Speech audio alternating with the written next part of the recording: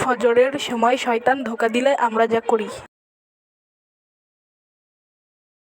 আল্লাহু আকবার, আল্লাহু আকবার, আল্লাহু আকবার, আল্লাহু আকবার, আশহাদু আল্লা ওই তুই চোখ খুলছস কেন? ঘুমা ঘুমা, নামাজ পড়া লাগবো না, নামাজ পড়া লাগবো না।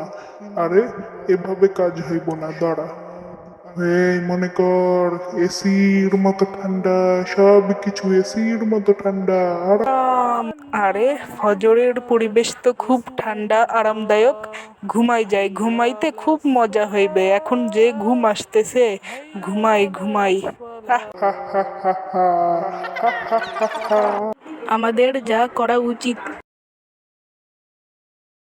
আল্লাহু আকবার, আল্লাহু আকবার, আল্লাহু আকবার, আল্লাহু আকবার, আশহাদু আল্লা ইলাহা।